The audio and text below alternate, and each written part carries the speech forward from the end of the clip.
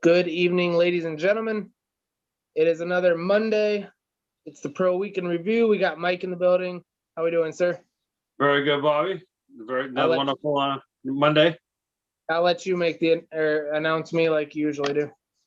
Oh, well, everybody, glad to see everybody whoever's tuning in tonight. Thank you very much. Of course, everybody knows I'm Mike Senior, known as Pro Hit Space Car. We have Bobby Peters, which is now esports driver for the Starcom Racing team. Congratulations, Bobby, once again. I mean, thank you. I know you're working hard to try to get there, and you've done. You're almost there, buddy. Just a few more steps, and congratulations with that.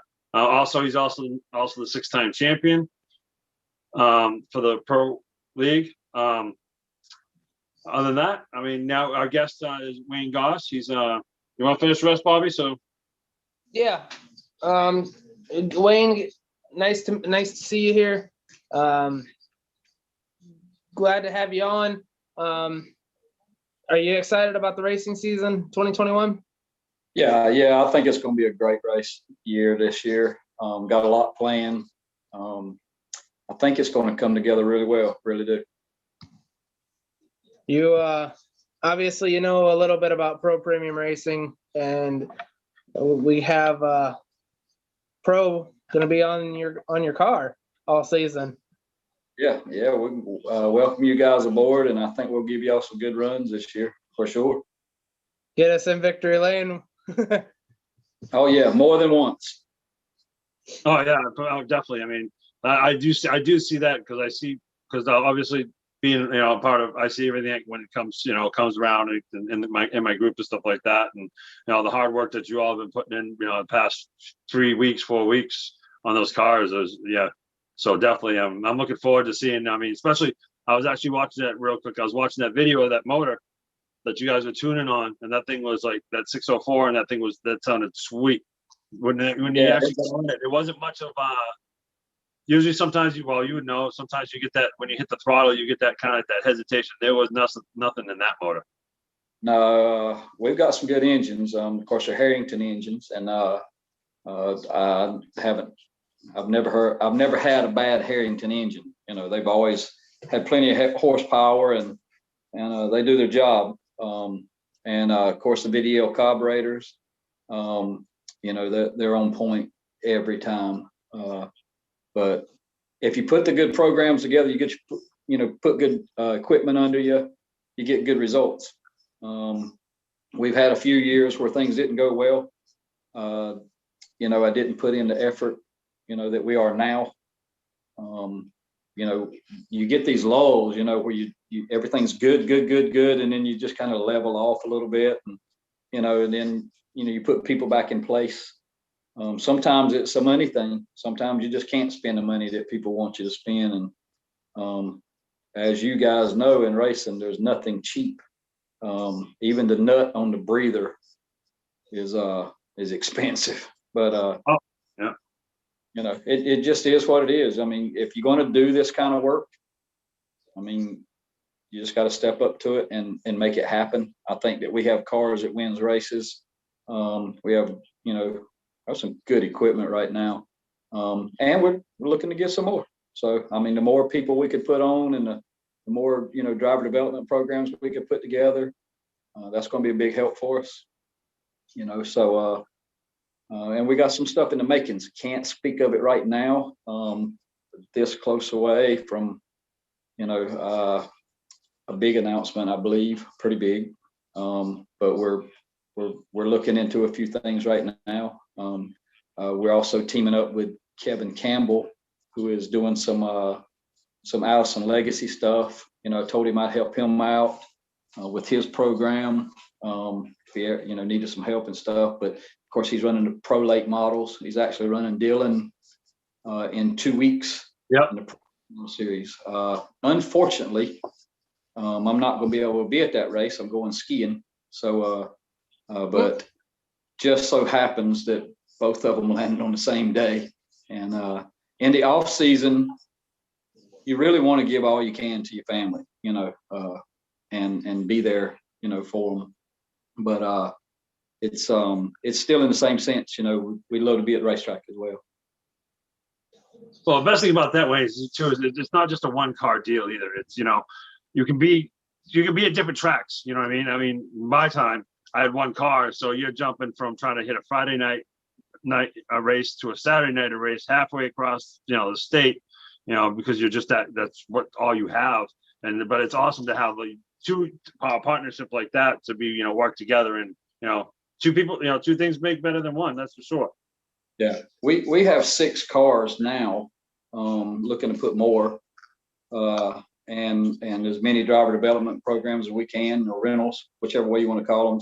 Some of them are not driver development, some of them are just rentals. These guys can drive and they're just looking at a car, so we have multiple trailers and trucks and stuff. So, and I think our team is deep enough to where we could probably have a team at one track and another team at another track, with no issues.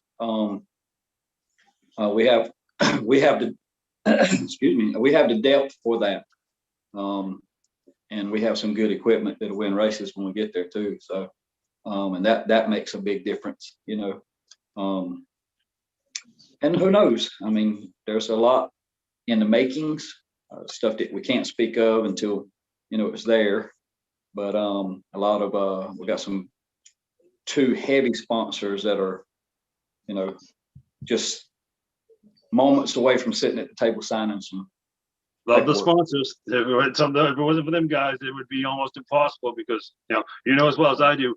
I mean, the money's not in late models, that's for sure, or pro late models. It's just not. It's not there. You have to fight for every piece and everything that you want because of it's just not there. But it doesn't change the fact it's expensive. Yeah. But for the past 5 years, all of this program has been completely out of my pocket. I do have a guy that will, from time to time, call me up and say, you need anything? And I'm like, I'm grateful for whatever, if you want to do something, I'm available. And that is Daniel's Flooring. He's out of Duplin County, North Carolina. He does flooring for a lot of the grocery stores and stuff. And he'll come on from time to time, and he'll help us. But it's not often, it's nothing against him. I'm grateful for everything. Doesn't matter when he does it. But for the most part, all of this stuff has just come completely out of my pocket. All the purchases and engines and transmissions and rear ends and parts. Our parts department is, pretty good for a late model stock team. We have, quite a few stuff, trucks and trailers and buildings and shop. I mean, I think you guys have seen the shop. For a late model stock team, we really got a really nice shop. I know some other late model stock teams that can barely get a jack under the car in their shop. It's usually a pop-up tent over the top of it. Yeah. I've actually seen photos of pictures of people putting up a temporary tent and working, on a piece of plywood to run their Charger cars. And that's dedication, and those guys are just as important as we are, because it takes the full field to make a race. Whether they run up front or run in the back, you have to have a full field of cars, and that's what draws the fans. So those cars are just as important as our cars if we want to lead races, So, and you gotta take a hat off to folks who work that hard, on their cars to put a tent up and work, or to want to race that hard. So, but what we want to do in our program is to put the right people in the right places, get the right drivers who want to advance, who want to move up and move on and maybe into the truck series or Xfinity. Great if we can put them in a cup car, but that would be some really, really big bragging rights to say that you had a kid that was in your cars that started out and then moved on, So actually the car I ran at Dillon was a Denny Hamlin car. I got that car from Denny Hamlin. And that car is, I mean, it's really a good car. Really got the short end of the shaft at Dillon from the day we unloaded. things just went right downhill. So you have those races, you deal with them, and that's how you work with those. So, I mean, being, late models, we all know, I mean, late models, well, especially in the Northeast, being a late model driver up there, that's tough. It's a tough series up here. And of course, I'm wondering, is the difference between the series down where you guys are in North Carolina, stuff like that? I mean, that's probably just equally as tough, I would imagine? Yeah. I mean, no matter what we do there, I mean, it's tough, because you got a massive field of drivers that know what to do.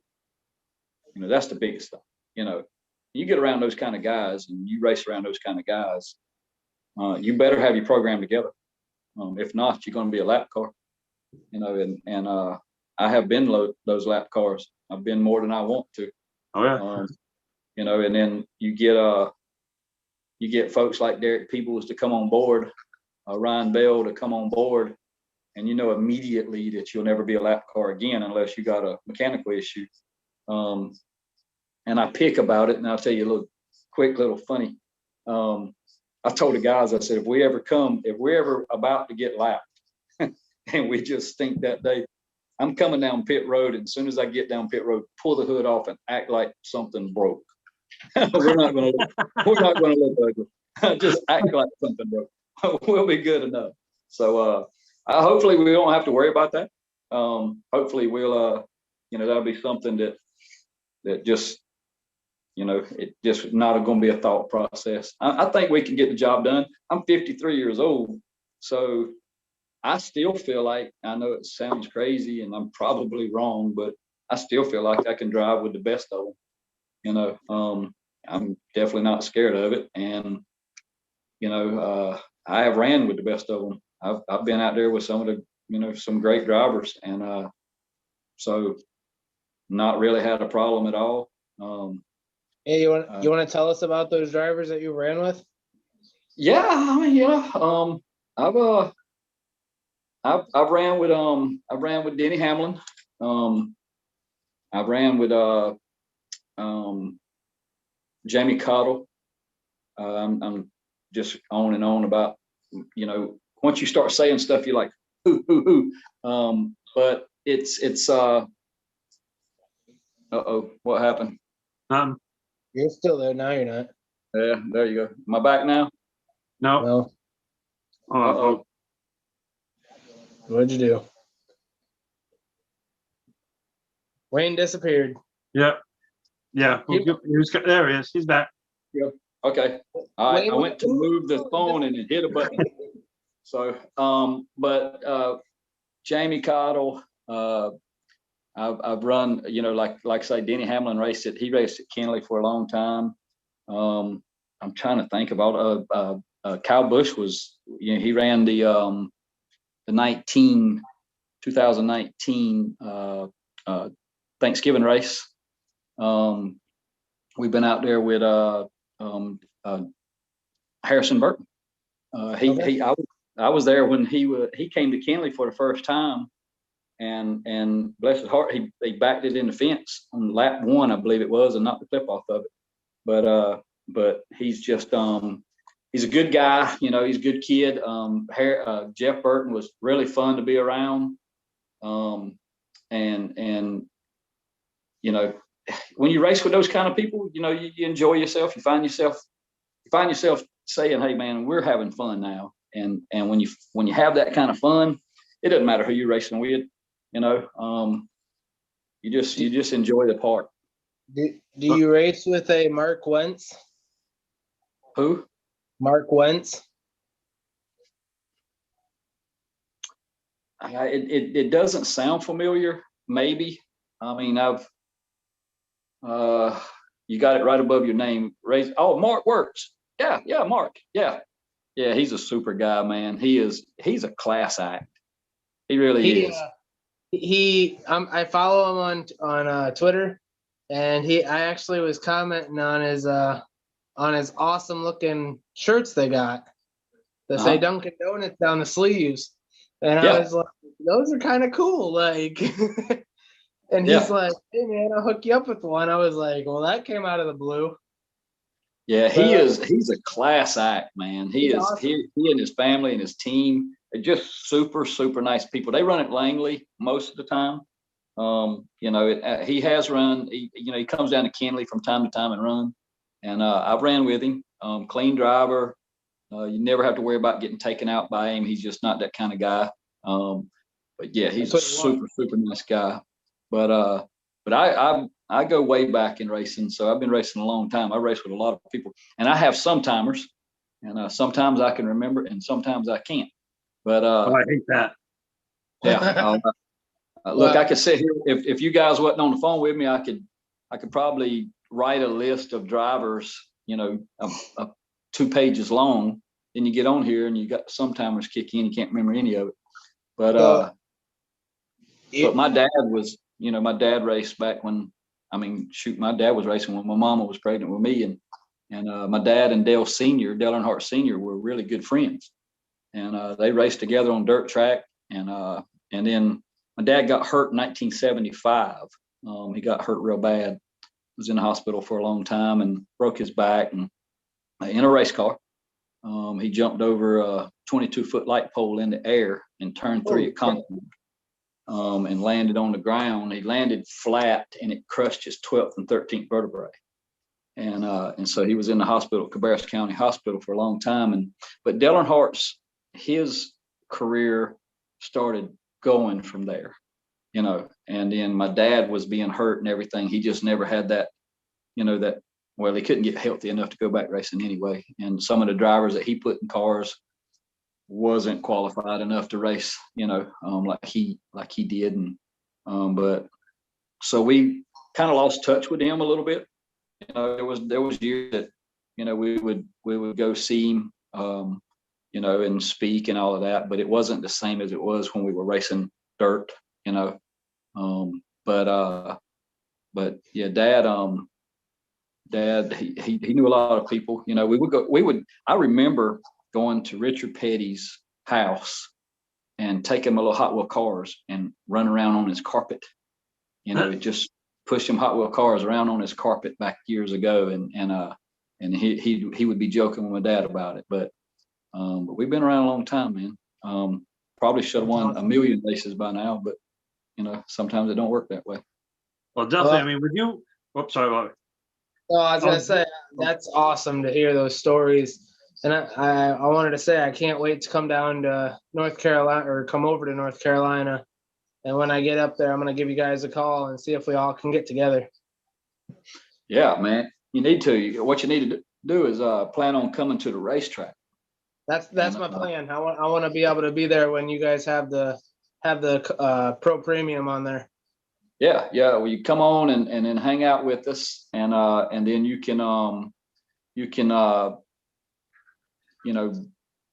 at Victory Lane, get some shots in Victory Lane. I'm here on road trip. I'm on my way. Come on, man. Come on. We'll kick back. We'll have some fun. It'll be worth it. I'll be on the radio telling you, dig, man, dig, let it rip, Tater. Yeah. I'll tell you one of Derek's favorite things. Derek's favorite thing is clear with contact. And I'm like, oh no, I don't want to be clear with contact. I don't want to be clear with tomorrow. But that's Derek. Clear with contact. Okay, you're good. Drive off in there. And I'm like, that's not the way you're supposed to hear this. But yeah, he's a nut. Derek's a good guy. He's got a lot of heart. It takes heart to do this kind of stuff, and he's got a lot of heart. Sure does. It's awesome. It's glad to hear it, because I'm thinking when you're talking about what be in development. Also, we have a development series and stuff like that, and that's what basically you're teaching. What you're teaching them there, we're actually is the same teaching that everybody's being taught when they come into the development series to come up into the upper series. Same exact thing. It's whether it be real, you're sitting in that seat or what, but actually some of these guys are probably sitting in a seat like that anyways. From what I've seen, it's, but unfortunately, the glitches and stuff like that, you still have that, still quite, it's the same, but not the same, but the teachings are the same. That is for sure. Because of what those, it makes a big difference. Yeah. Well, I've taught a lot of kids, and honestly, it's funny to say, which it may be because of my age too, but I've actually talk people through it, and get on the radios and teach them how to get in the corner and get off the corners and let it roll. And I took a few, and then they bust my butt later on down the road. I'm like, holy cow, I may have talked too much stuff here, So, but one that stands out, Paul Williamson. He runs late models at the local track. And I was thinking one day, I was watching TV, and he was running the ARCA race at Daytona. And I said, I even looked at my wife, I said, can you believe just a few short years ago, I put him in the passenger side of my car and was riding him around Southern National and teaching him the entry and the center and the exits, and then a few short years later, he's in ARCA running at Daytona, and I just thought that was just a really cool thing to say that, you got to do one day. And Paul's a good guy, his dad's a great fella. But it was just surprising, that you get to do that. And I tell you another quick story. I had a car that I used to rent out. So I've done this rental car stuff for a while. And this guy that helped me worked at my shop a lot. His name was Malcolm. And he always wanted to run something. Just let me run something. So I pulled this old car out. He didn't even know it. He was working for another gentleman at the time. We told him to come on, just bring your helmet. Well, I put him in that old car. Excuse me. Bondo dust. Yeah. But I put him in that old car, and he said, now what do I do? I said, just listen to me. Just trust me. So I got him to where I told him, I said, don't you lift. I said, because I can hear the car. I said, don't you lift until I tell you to pull your feet off that throttle. And he would drive that thing in there and turning. I mean, he was turning going into the corner, and he's still on the gas. And which is a no-no. Oh, yeah. You're not supposed to do that. But what I was trying to do without telling him, I was trying to get him to drive it off in there to where his nerves would do it. Because if you don't know where you can go to, you won't never get there. You'll never get to that center of where you can stop. So you'll always back the corner up and be timid to go into the corner. And I told him, don't you lift. I ran him so hard for 10 laps down into the corner. When he brought the car in, the outside edge of the tire was missing. I don't know how it didn't blow out. And he was like, see? I said, trust me. We put a tire on it. I told him to go back out there. I said, now do it. He run it off in there twice. I said, all right, now back up. And I said, now start listening to me. Well, he did.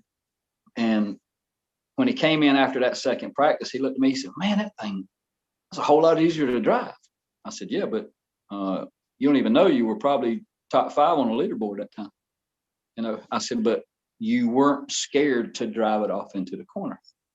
And so it was it's pretty neat to teach them, and then you see them do it. Like I tell you a good one that rented my car one time.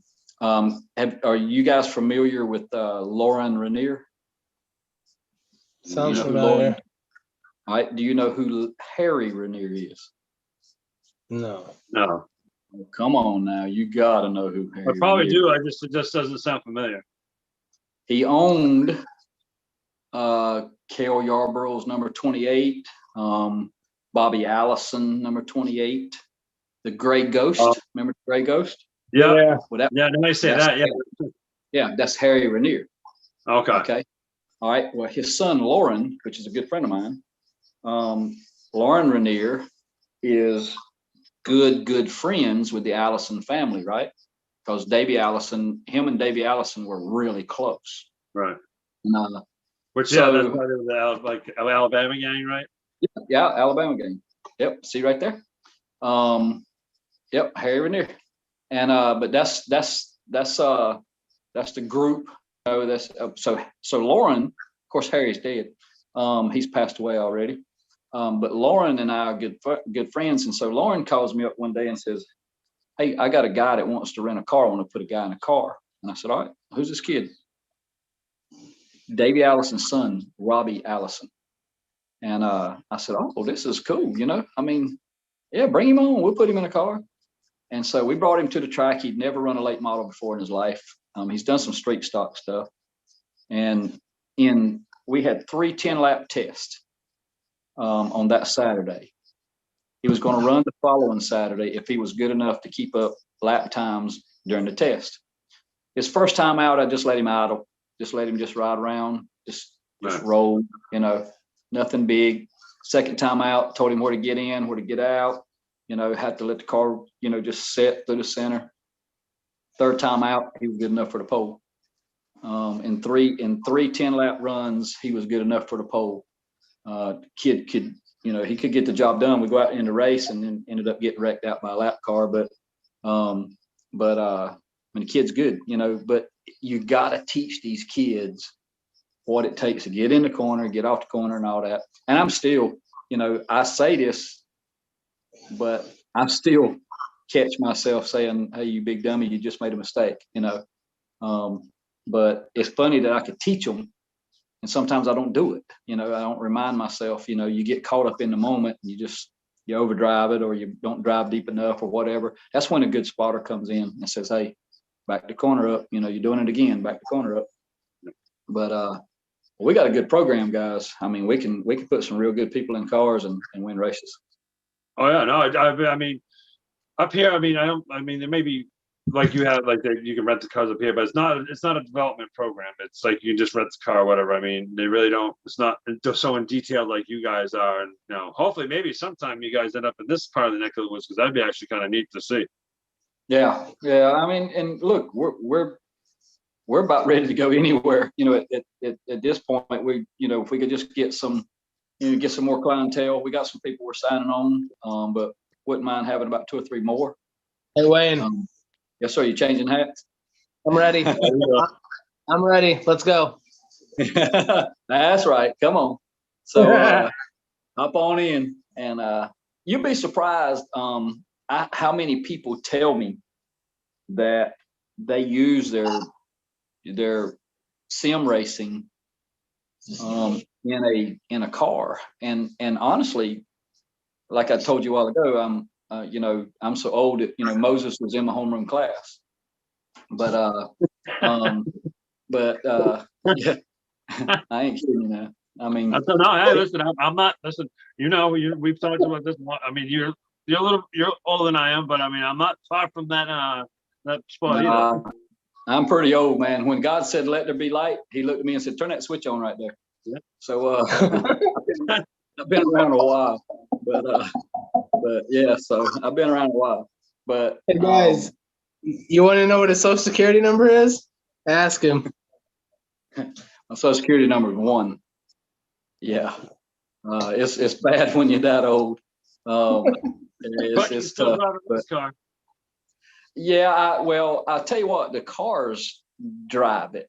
When you got somebody like Derek and Derek Bell, Ryan Bell, Derek Peoples, Ryan Bell, when you get them guys to set them up, they drive themselves, man. Right. You could just about put anybody in there and the car will get around the track, and I feel like that, honestly, I feel like that, we should have been dominant at Dillon. And when both of them, both Ryan Bell and Derek Peoples were both there and running the show, I was just a dummy that held the steering wheel. And like I said, when you get in a car and you turn the wheel this much, that's a good handling race car. Yep. And this is about all I did. Now, originally, when we first got there, we ended up getting probably the most disgusting set of tires that I've ever had. It was just awful set of tires, and then we had to practice on those things, and the more we fought trying to get the tire under us, the worse, the worse it got. But and then we ended up getting probably the next worst set of tires for the race, because that race was a scuff race. You didn't get to buy tires, and honestly, I don't think I have any desire to run any races with scuff tires anymore. As much problem, I hate to say bad luck, things happen, but it seems like if there's 20 sets of tires and they're all grade A tires except for one set, guess who gets that one set every time? Yep, that would be me. And so it's to the point now where you just get sick of being the grunt that gets the worst set of tires, and then you got the greatest car, the best car, and you're trying to keep up with guys that's got good tires, and so that's what happened to us at Dillon. We just got an awful set of tires and just couldn't keep the car under us anymore, and ended up qualifying terrible. I went out on the racetrack, and it was really cold outside. It was in the 30s, and we got no heat time to heat the tires in, to scuff the tires in, none of that. So it was a very miserable race for us, and then got caught up. And now listen to this. I think you guys have seen the video where we got wrecked, right? Don't know if I saw the video, but I saw the pictures of it. Okay. That was on lap 3. Yeah. You know what caused the wreck? Somebody driving idiotic. That was lap 3. A lap car bunched the field up on lap 3. How can you have a lap car in 3 laps? Come on, man. If you're that far off the pace, you're in the wrong program. Yeah. You need to, what you need to do is you need to come and rent one of our cars and let me show you how good it works. That person needed to be in one of our cars and let us teach it. But a lap car jacked the field up, and then another guy who had probably had zero patience just decides to come barreling up through there, and of course he turns the car in front of me, and I had nowhere to go, and then the guy behind hit me so hard it busted my fuel cell. And all these years I've been racing, I've never had a fuel cell busted. But yeah, it was just, it's bad when you got a car that could have showed off, and then you go down there and get in that kind of mess. But yeah, we've been racing a long time, so I've had everything you could think. So Wayne, I'll tell you a lot of good stuff. Was this an oh crap moment?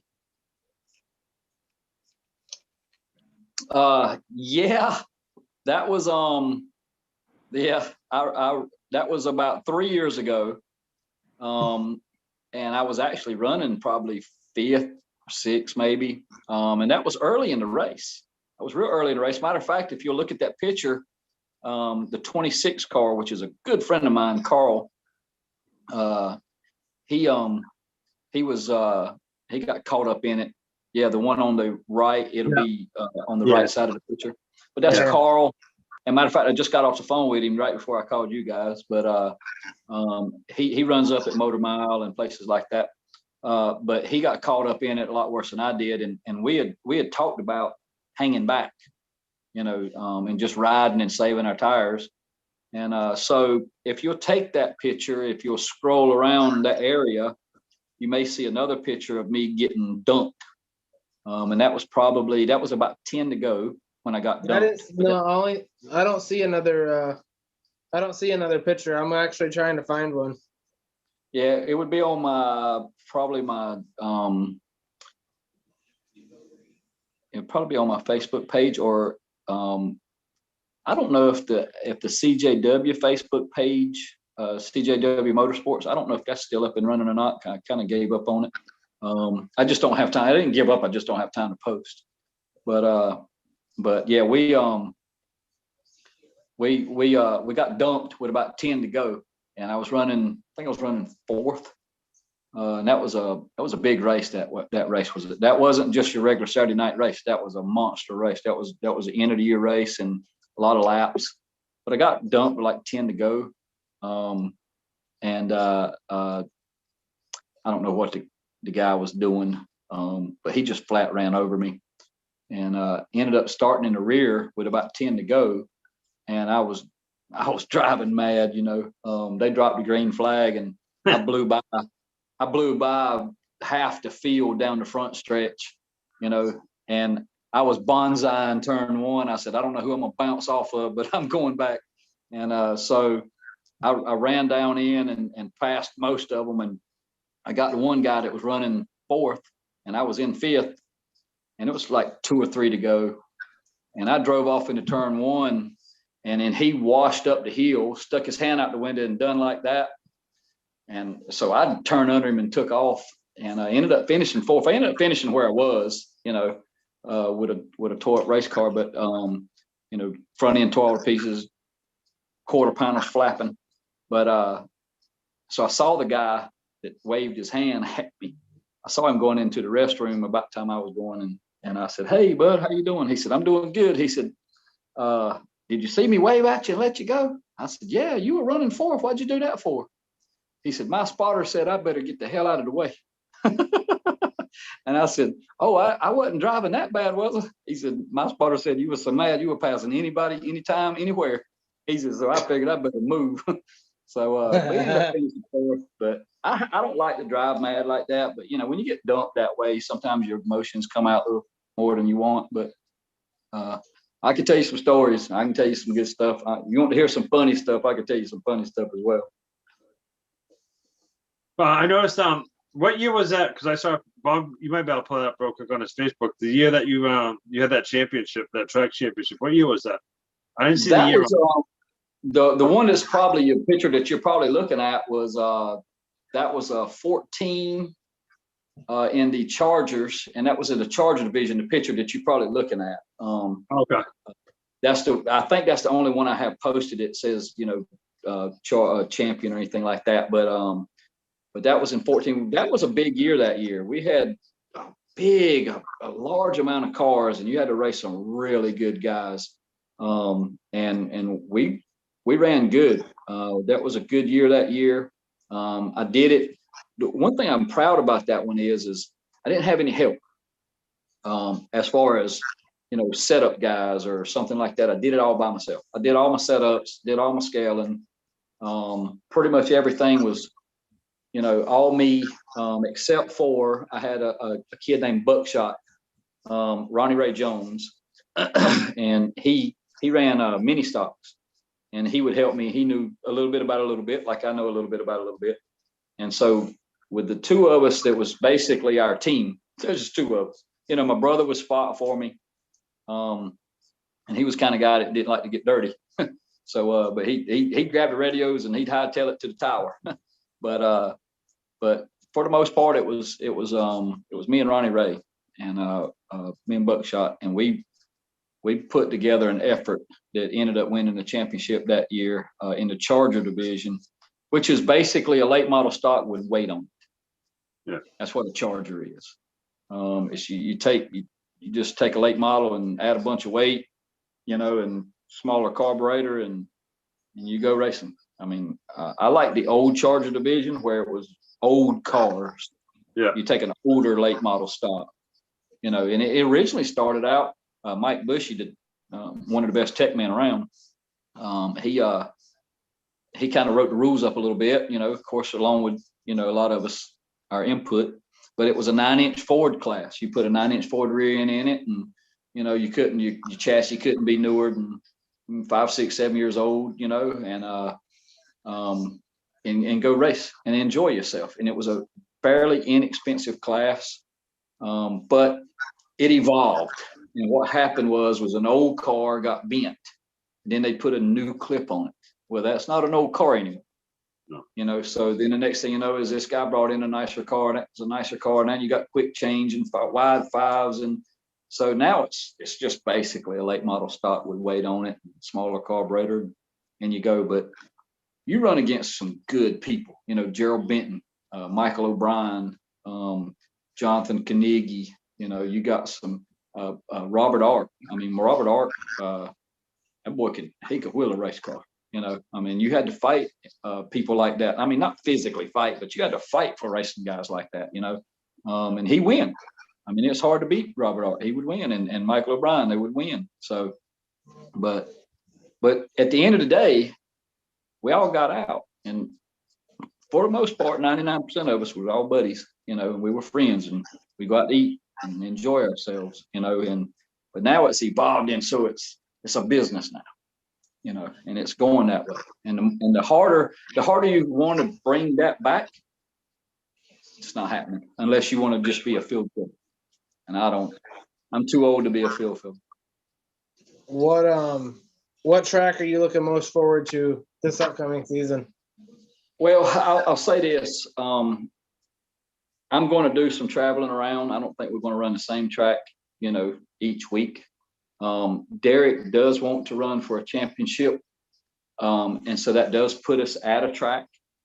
And if that's the case, I will run Southern National Speedway for a track championship. But I want to try to run Florence. I want to run some Hickory. And you know, I found out today that, you know, 3 hours to motor mile from my shop is to Hickory. It's 4 hours. So, but I may even try to run a little motor mile. But that's going to be more of you know, just every now and then thing.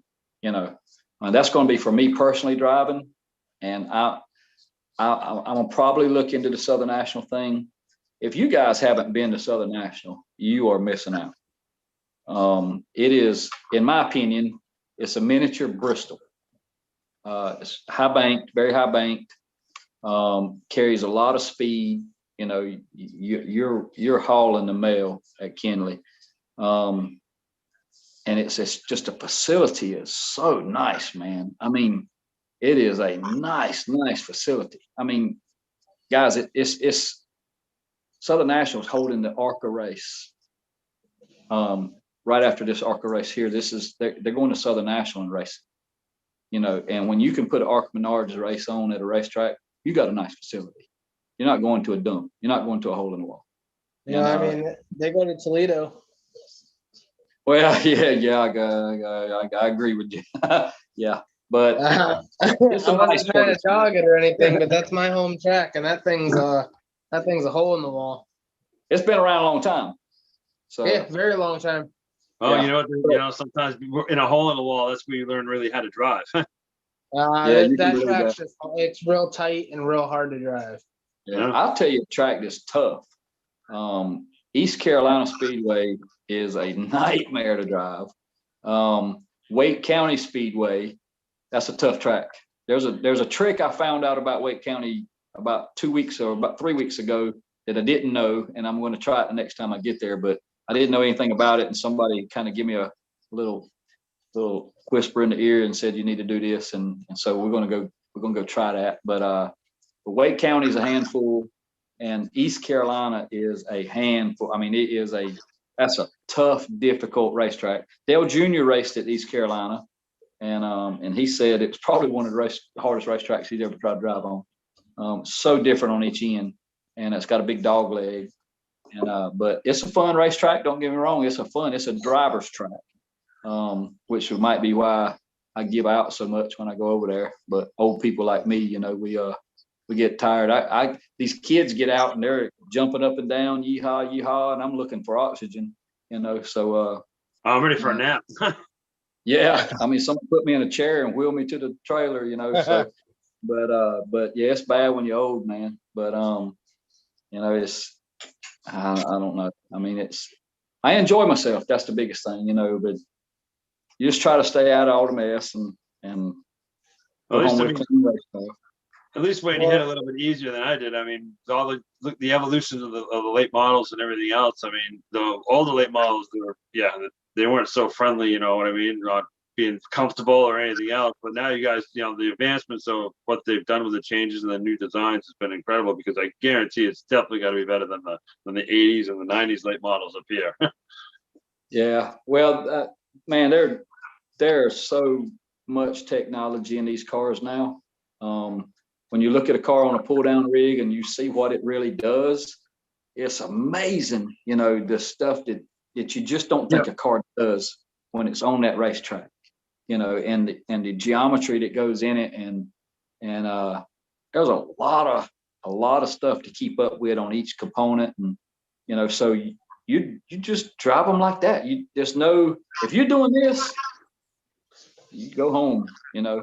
I mean, which I've had them so bad that you couldn't drive them in the trailer. You'd wreck them going in the trailer, but and that's a hard thing if you're gonna wreck one going in your own trailer. But they're easy to drive now. I mean, they're easy to drive. Yeah. You gotta be. Like I was saying earlier, I was saying you could probably the sim racing. The guys are just picking up so much from sim racing. You know, they can jump in one of these cars now, and if they have any throttle control or any steering wheel control, they can go drive one of these cars. I'm not going to tell you they're going to go win races, but they can go get in one of these cars and probably make some really good lap times. Hey, who knows, Bobby? You might be able to go out there and, you know, slam one. You never know. So Never know, man. It happens, especially in late models, because when you're racing late models, anything can happen at any point in time. It's just, there's no predictability. There's no way of knowing nothing. Well, no, it's not. I talked to Derek, and this was when we inked our deal with our partnership, and the first thing I said was, "Hey, how hard would it be to have you guys come over to Toledo and unload that car and let me drive it around the track?"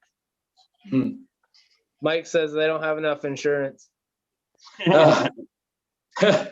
Well, that's pretty tough. I mean, it would be easier for you to come down to Southern National than it is for us to haul one up there. So, all right. And so like I said, I am going to end up coming to Charlotte. I won the seat time driving school, Buck Baker, I believe it was, driving school. So we're going to come down to Charlotte and get to turn about 40 laps. And then yeah, that's a fun place to go. If you're going to enjoy that a lot, I've done it before. You're going to enjoy that. Just do what they say. Do what they say, and you'll be better. Because if you try to go out there and say, I'm going to try this, they'll take away from you. Right. You know, that you won't get to do as much. But if you follow their rule, you'll get to do more and more and more and more. You know, because they're saying, okay, this guy's listening, and you're not doing something you shouldn't be doing. So that's a word of advice for you there. That's right. So, Mike, you got anything else for Wayne? Because we're pushing almost an hour. Anybody else from out there in TV land, on the tube land? Anybody out there listening? Do they have any questions for them? Or no, we got 2 viewers right now. We were up to 10, and everybody started dipping off. I think it's because the Coca-Cola series started. Oh, that's fine. No, as soon as it happened, I started seeing the numbers drop. I know Wayne's kind of he's watching the other stuff too. So it's under race. They're raining. It's raining there now. So, but definitely, Wayne, we're glad to have you with us. We're glad to have Derek and everybody part of that group. Yeah, you want to say anything to Derek since he bailed on you today? He's a turd. That guy. He jumps out there and goes somewhere. Just leaves me hanging. So. Listen. So I guess we have something in common. At least you didn't fall asleep on a stream with Mike. Yeah, he did. Yeah. I'm talking away, doing the broadcast. I'm trying to talk to Bobby, and I'm like, okay. So yeah, he was taking. I guess he ran into that power nap. He needed one. Yeah. I'll leave you with a quick spotter story, and the reason why I brought this up was Derek spots a lot.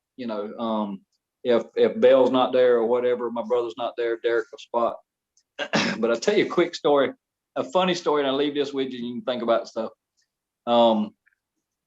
Went to Southern National one time just a few years back. My brother was spotting for me, and it was in practice, and we had a win in the car. I mean, we were going to go out and win this race. We had been winning races up there, and so we unload the car. We go out there in the first practice, and we're flying. I mean, just flying. This car was so easy to drive. I come off of turn 4, and there's a car sitting sideways in the racetrack. And I'm like, oh my God. You know, I mean, I'm in the floorboard. Yeah. You know, it's just that quick. And I'm like, oh, don't hit him in the door. You know, so I pull away from him. I hit him right behind the door, spin him around about, you know, like a top 47, 50 times. I go down, I slam the inside wall, and I'm like, God knows, you know. So I'm over there trying to start the car, and I'm hearing on my radio then, I'm hearing wrecking 4, wrecking 4. I key back, I said, you dumbass, I am the wreck. And so I get on the wrecker, and they carry me in, and I get my brother, which was the spotter, and I said, come here. I walk him up inside my trailer, and I said, you tell me the truth. If you lie to me, you'll never spot for me again. I said, you wasn't looking at the racetrack. Now, what were you looking at? Because you didn't see that. He said, you will not believe the looks of that blonde that walked by. And I said, oh my God. I said, are you sitting there telling me I got a tore up race car over a stinking blonde? And he said, yeah, man, you ought to see her. I said, I'm not seeing nobody. I'm looking at my race car. And so the funny thing is, it cost about $4,500 to fix that car. Okay. So we spent a week because we had to race the very next week. Now, listen, we were leading the points. Yeah. We had to race the very next week, and we kept the lead because the guy that was leading the points, he had an engine problem. So, which helped us. I hated it for him, but it helped us. So we go back home, and I spend $4,500, and I fixed this car in 1 week. I mean, we put it on a frame machine. I put this car back together, the whole front end, everything. I put this car back together. We go back out there the next week, and I told my brother, I said, man, I hope this thing's good. You know, I mean, when you get one that's been all up like that, you know, you never know what you got. Yeah. And so we take off in the first practice, and I'm flying. I said, man, this thing's probably better. I mean, it's just as easy to drive. So I come off of turn 4, and the flag man held his fingers out, two laps to go in practice, you know. And I'm like, okay, cool. You know, I mean, I got 2 more laps. I'll just run this thing 2 good hard laps and see what she's got. I come down the front stretch, and my steering wheel did this. And so on the shaft, on the dash up here, there's a long nut, you know, a long screw, you know, ham. And I said, I bet that nut's loose, you know, which is got about that much threads on it. So I wasn't worried about it coming off. So I bet that thing's loose. I said, I don't care. I want to drive this thing off in there. I drove it off into turn 1, which you guys haven't been to Kenley. You don't know that you're carrying the mail. I mean, you're not running 40 miles an hour, guys. I mean, yeah. You're probably running upwards in the hundreds, you know. I'm driving that thing off into the corner. Steering wheel comes off in my hand. And I said, oh my God. Well, this car, I stomped the brake, it took a left and it took a right, and it hit the outside wall in an angle with the right front wheel, and it drove the tire through the firewall. Jumped up in the air and slid down and hit the inside firewall, and it drove the left front tire back. And I'm sitting there thinking, oh God, you know, and I'm looking like all this money is wasted because we got the same damage. And what happened was the shaft underneath the dash, the steering shaft was cracked from the week before. We never noticed it. And so the steering wheel was on properly. The shaft came off. And so about $4,800 more, and we put it back together. So one little blonde cost $10,000. So let that be a lesson to make sure your spotter is paying attention to what you're doing. No eating ice cream in the pits, boy. No. I'm driving. You need to pay attention. So, all right, Wayne, I appreciate you being on with us. We'll look forward to having you on once the season starts up, ramping up full blow. We'll be trying to keep an eye on everything. If you can, get a picture with the car, kind of point out our Pro Premium Racing logo. Yeah, we'll definitely do that. Looking forward to having you guys on this year, and And like I say, you guys need to hook up, fly down to Raleigh, and from Raleigh to Kenley is a good 50 minutes, 55 minutes, something like that. But come over, hang out all day. We race on Sunday, by the way, at Southern National. So I'm pretty sure he's going to do that again this year. He did last year, so I'm pretty sure he's going to do the Sunday thing again this year. Green flags, I think, at 2:00. Yeah, I was gonna say, as long as I can be back home before Monday morning. Oh, something like that, Bobby. I'm taking a day off. I'm taking Monday off. I gotta get back to work. Works. You know my line of work. This isn't like we're not doing this tomorrow, Bobby. This is like the later on, way down the road. Just call in sick. Suddenly you feel like you got a stomach flu. So that's the best way to go with. Just don't put nothing on Facebook until after you get back. Right. Exactly. So, but yeah, guys, I appreciate it. Thank you, Wayne, very much. It was good having you, sir. Thank you. Need me again, give me a call. Sure will. Thank you. Be good. You too.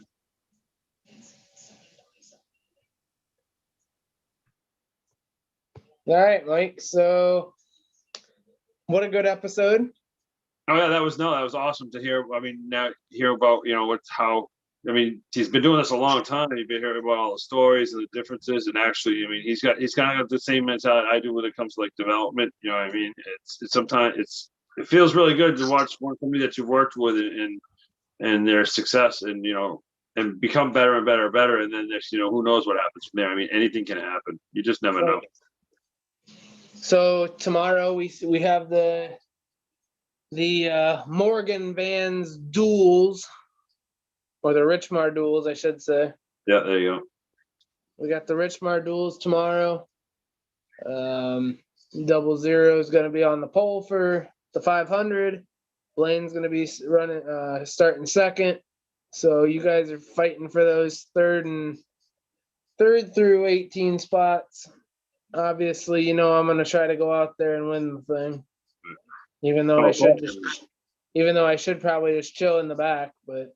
Oh no, I mean sometimes when you think we haven't been really, we've only done some practice and we haven't been really racing, you know what I mean? Right. Like like the season starts, but I mean you'd want to at least go out there. I mean, at least get back into a rhythm, get back into stuff, not because obviously you've seen I haven't really much stopped. I've been doing a lot of online lobbies. Definitely the testing this one I posted up is definitely, you can see I'm a lot faster now than I was before. Right. So, I might actually push somebody. I might not stay out front and just kind of lead the thing. I might try to push somebody to start behind me. Right. Oh yeah. I mean it's a class, so I mean it's just basically it's Daytona anyway, so starting position is not necessarily such a headache, you know what I mean? So so if you have a great qualifying, great. If you don't, it's not necessarily it doesn't really necessarily make or break your day for the Daytona. So that's definitely. But I mean, other than that, the week's been kind of quiet. We're doing organizing, getting everything ready for the trucks to start back up theirs, because they're just going to have a qualifying lap and then they'll go racing. Yep. And then the Cup Series, of course, we will have the Clash, and then the following week is the 500. Yep. And then development, they're doing great. They're still working. There's going to be quite a few people actually leaving development and going to the other series that they've met the requirements. So that's exciting to see, because that's awesome to see that they've been with us to meet those requirements, and now they actually get up and race with some different people that they haven't raced with before. So, all right, big wreck. Sorry, folks. Bobby's kind of a little pay attention to something else, but no, hey, if you're all good, Bobby. No, I know that's kind of important to what you're doing. So, you know what I mean? Yeah. So it's been a good race. So we're 33 of 100 laps. Obviously, it's been a really good race. Zielinski's in the lead. You got the 23 of the Bubba Wallace paint scheme running second, and then the 21 Wood Brothers car running third. So it's been a good race to watch so far. I was trying to. Soon, buddy. You'll soon. You'll be there. You'll be there. Yeah, it's coming. It's coming. It's coming full swing.